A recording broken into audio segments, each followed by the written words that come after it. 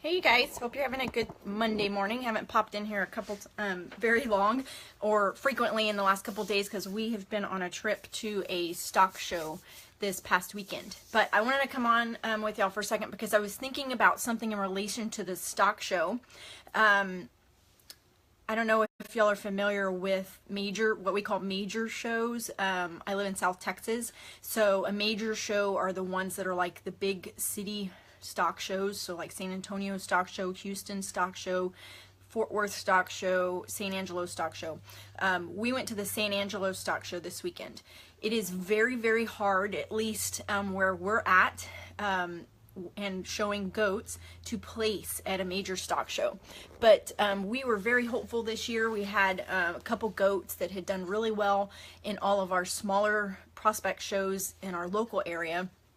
So we were hopeful that they would do well at the show. So the first one, which we didn't expect to do really, really well, the goat didn't get pulled at all. So my daughter did not place.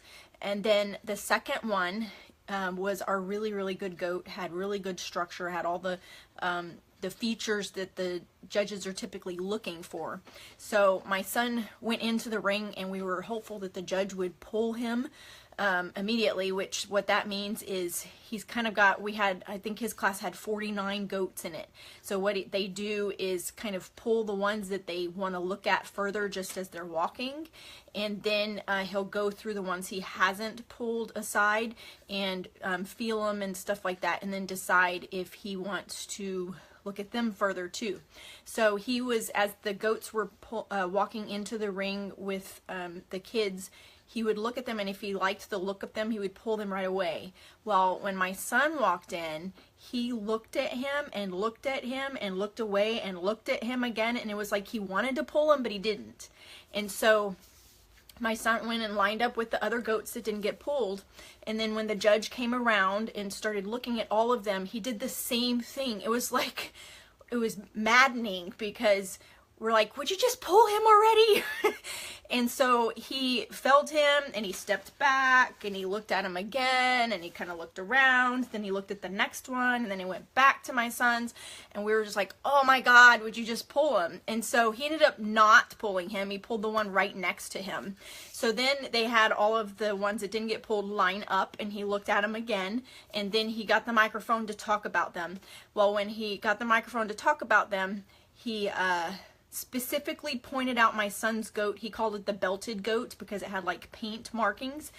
He specifically pointed it out and said that at this age, in this weight bracket, that sometimes it comes down to some tiny little things.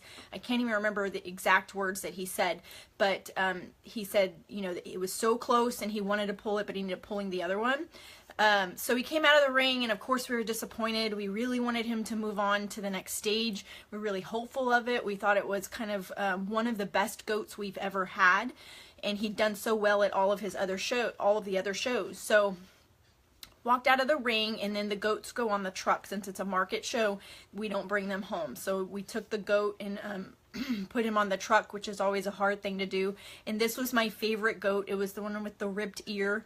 He was my favorite goat for this year, so I always get a little bit kind of like emotional to that. But I always kind of gauge what to say to the kids based on their reactions.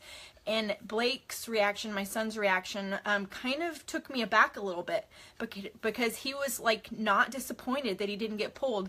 He was excited that he got multiple looks from the judge. The judge seriously considered his goat, and that he pointed specifically his goat out in a line of like 20 something goats, that he pointed him out. So he was so excited about that. And then he came, he was talking to his grandparents, and he's like, we're gonna, next year we're gonna do better. We're gonna come back. We'll get it eventually.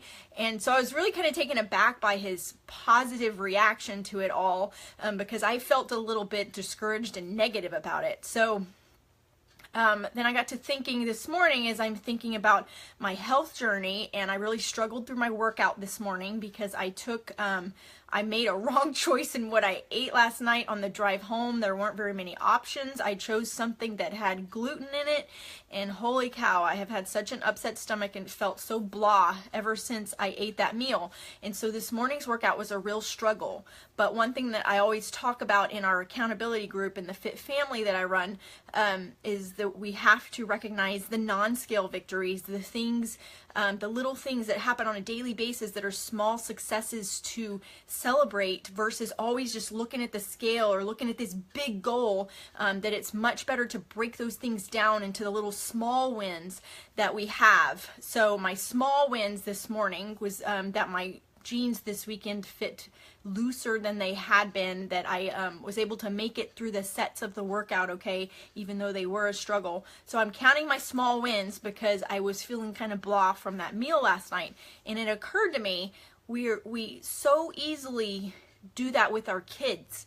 You know, you always trying to find the brighter side of things and the encouraging thing and the lesson and everything that they do. But then when it comes to us and ourself and our own health journey, we're like constantly smashing our own selves down. We're like our own worst critic, you know. And so it's kind of like what you have to do is kind of recognize that we do that, and then turn it around and try to do that for yourself like you do for your kids. We're so you know, always putting our kids first, but at some point you have to put yourself first so that you can live and be there for your kids.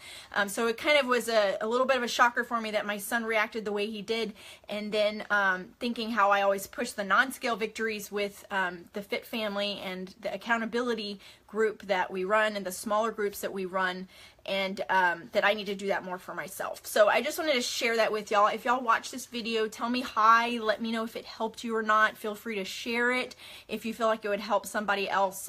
It's been a little bit of a struggle this morning getting going and getting ready to go see my patients because I'm so tired from our weekend, but it was a successful weekend even though we didn't place. And I think the kids have come a long way in their showing and their confidence out in the ring, and that definitely counts for something. So counting those small wins, counting the small wins in my journey, and just going to keep on pushing. So I encourage you to count the small wins in your life as well, even if it's something just as simple as drinking more water, choosing a healthier option food versus a less healthy option. Those are the things that you have to count. And if you continue to count those and celebrate those over time, you'll become more motivated to do them, because you'll notice the difference in your body, and then it'll become more of a habit. That's really what you got to do. Celebrate those small wins and keep on going with the small habits every day. So I hope that helps y'all. I hope you have a great Monday. Please comment and let me know that you've watched, and I'll talk to y'all soon.